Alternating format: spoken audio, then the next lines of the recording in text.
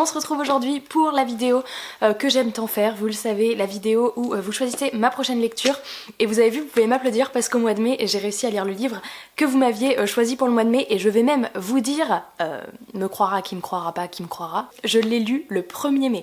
Alors là, je pouvais pas faire mieux. Et donc vous m'aviez choisi Les Sœurs Carmine, c'est pour ce livre que vous aviez voté en plus grand nombre en tous les cas le mois dernier. Et j'étais trop contente parce que il est depuis pas très longtemps dans ma bibliothèque puisque je l'ai eu à mon anniversaire en mars, mais il me tentait vraiment trop. C'est un livre que j'avais déjà repéré à Montreuil l'année dernière et voilà, c'est une saga qui me faisait énormément envie parce que j'en entendais des bons avis. Vous savez, c'est ce genre de livre où on est quasiment sûr d'aimer. Il y a des livres comme ça où je me fais aucun doute, je sais que je vais aimer. Donc je vais vous parler d'abord de ce livre et ensuite je vous ferai voter comme d'habitude. Je tirerai au sort 3 petits livres et je vous ferai voter pour le mois de juin. Alors, je suis déçue. Voilà, c'est dit, je suis désolée. Je n'ai pas aimé autant que tout le monde, il n'y a pas cet engouement pour moi comme j'ai pu le voir. Et je suis tellement déçue d'avoir été déçue. C'est... Franchement, dans cette histoire, donc c'est une saga qui est en 3 tomes, les 3 tomes sont déjà sortis, un tome sur chaque sœur. Celui-ci on va suivre Mérivert qui est celle du milieu, je dirais. C'est Tristabelle la plus grande ou j'ai un doute là? Bref, une des 3 sœurs, Mérivert, qui est ce qu'on dit une monte en l'air. Donc en fait ce sont 3 enfants qui ont des dettes un petit peu et donc pour subvenir aux besoins, eh bien Mérivert est une monte en l'air et donc elle grimpe sur les toits et tout ça pour ensuite cambrioler des maisons, des châteaux et compagnie. Et sauf que là le cambriolage qu'elle va faire, eh bien elle a volé un objet dont elle aurait peut-être pas dû voler. Et suite à ça, voilà, elles vont être embarquées un petit peu dans des péripéties et je dois vous avouer que ça s'arrête là mon résumé parce que j'ai pas tout compris. Alors j'ai été à de nombreuses reprises, il est tout petit, hein, vous voyez, je crois qu'il fait tout juste 200 pages, non quand même 250. J'ai été perdue vachement de fois dans le fil de l'histoire. Franchement, il y a plein de fois où je lisais en diagonale, il y avait des fois où je comprenais pas où il voulait en venir, alors je relisais le passage. Alors je sais pas si c'est moi qui étais pas dedans ou si c'est... Mais franchement, j'ai été ultra perdue, c'est tellement loufoque et à la fois tellement court, donc ça doit quand même aller vite, que du coup, soit il fallait que ce soit tellement loufoque mais qu'on décrive vachement plus pour que j'ai le temps de m'imprégner dedans, mais là en fait c'est tellement loufoque et à la fois ça a été tout trop vite, du coup franchement je suis sûre que j'ai pas tout compris du tout. Donc ça c'est le premier point qui m'a dérangée. Et ensuite les personnages, je me suis pas particulièrement attachée aux personnages, sauf la petite dernière Dolorine, mais sinon franchement voilà, le rythme de l'histoire j'ai pas tout compris parce qu'il y a des fois où ça va super vite, il y a des fois où c'est super lent. Ça m'a trop perturbée en fait et voilà, je me rends compte que j'ai pas été hyper captivée par l'histoire et je suis tellement déçue parce qu'en fait il y a du potentiel, il y a l'intrigue de base est originale, c'est franchement original comme livre, mais je trouve que soit fallait le faire dans un livre plus gros ou j'en sais rien, mais pour moi il y a un truc qui a pas matché et voilà, je suis trop déçue parce que franchement j'étais sûre d'adorer ce livre et voilà. Alors je sais pas si je lirai le tome 2, je sais pas, j'avoue que j'ai tellement de livres qui me font envie maintenant à côté de cette saga que...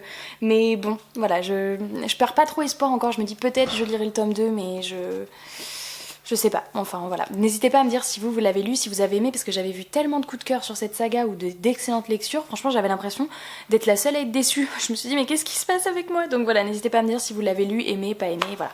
On va passer à la partie que je préfère le plus. Alors, on va prendre pile à lire, tac, il y en a 105 et on va tirer un livre au hasard. Attention mesdames et messieurs, c'est parti, premier livre tiré au hasard, il s'agit de...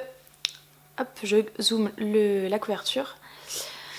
Ouais, c'est pas celui qui me fait le plus envie en ce moment, mais bon, c'est Arcane. Oula, on voit la fenêtre en face. Arcane de Pierre Bordage, donc qui est un assez gros roman de fantasy. La couverture est sublime, je l'avais acheté d'occasion un jour, c'est chez Brajlon. Et quoi que si, il me fait envie quand même. Ouais, je sais pas pourquoi je dis ça, c'est parce que je pense qu'il me fait peur comme il est assez gros et que c'est écrit petit. Mais pourquoi pas. Donc ça c'est le premier livre, je vous les montrerai après comme d'habitude. Hop, précédent, alors un livre au hasard, tac. Et on tombe sur... Eh bah dis donc, je crois que lui il était déjà tombé il y a longtemps. C'est L'Atlas d'Émeraude de John Stephens. Je crois que c'est un fantasy jeunesse et j'en ai jamais entendu parler de ce livre. Enfin je l'avais vu une fois sur la chaîne de Eric, mais nulle part ailleurs. Et c'était suite à sa vidéo que je me l'étais commandé, donc ça fait très longtemps qu'il est là. Voilà. Et enfin le dernier livre que je tire au hasard, il s'agit de... Celui-ci il y est depuis pas très longtemps dans ma bibliothèque. Il s'agit de Rebelle du désert, donc publié chez Pocket Jeunesse et écrit par Elwyn Hamilton. C'est un livre de fantasy qui me tente beaucoup, celui-ci aussi. Alors je vais vous prendre les trois et puis je vous les montre.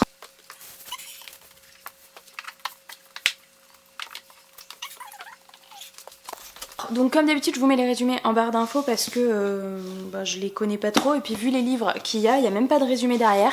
Donc le premier c'est le livre de Pierre Bordage, donc qui est Arcane, le tome 1 La Désolation. Vous pouvez voir que c'est un hardback avec une jaquette. On va enlever la jaquette, voir comment... Oh, il est magnifique. Il est tout noir en dessous avec juste le truc comme ça, et regardez la page quand on ouvre ici. Une sacrée bébête que nous avons là. Donc voilà, et le résumé au dos ils disent juste: seule, sans visage, elle franchira le Laz, annonçant des heures sombres pour le pays d'Arcane. L'orgueilleuse cité de nos pères s'effondrera dans un terrible fracas. Donc voilà, si vous voulez que je lise celui-ci, c'est le tome 1, c'est le livre 1, pardon. Ensuite, le deuxième tiré au sort, et là, le résumé est du même genre. Mes amis, nous avons toujours su que ce jour viendrait. Voilà, c'est tout ce que nous aurons. Il s'agit donc de l'Atlas d'Émeraude. Il me semble que c'était avec une histoire avec des orphelins, donc dans un orphelinat, et qui plongent dans un livre pour retrouver leurs parents. Je sais plus trop quoi, mais c'est une histoire de magie et de monde parallèle. Et je sais pas en combien de tomes est cette saga, mais enfin elle est tellement vieille, à mon avis que tous les tomes sont sortis. Donc voilà, celui-ci c'est le numéro 2. Et enfin le numéro 3 qui sera peut-être connu par un plus grand nombre, il s'agit de Rebelles du désert de Elwyn Hamilton, publié chez Pocket Jeunesse. Et donc il est pas très gros celui-ci pour un Pocket Jeunesse, je trouve. Il fait 280 pages. Et donc là on est dans une histoire de fantasy dans le désert. Et c'est tout ce que je sais. Et c'est déjà pas mal. Donc ça c'est le 3. Voilà, n'hésitez pas à aller checker les résumés et surtout à voter dans le petit i que je vous mets là. Et j'ai très hâte de voir vos votes comme d'habitude. Donc c'est comme d'habitude, je laisse une semaine à partir d'aujourd'hui. Et du coup, je clôturerai les votes dans une semaine. Et puis je saurai le livre que je lirai au mois de juin. Voilà, merci beaucoup de prendre le temps de voter pour ma prochaine lecture. N'hésitez pas à me parler d'un de ces livres si vous les connaissez. Et moi, je vous fais de très gros bisous. Je vous dis à bientôt dans une prochaine vidéo. Ciao!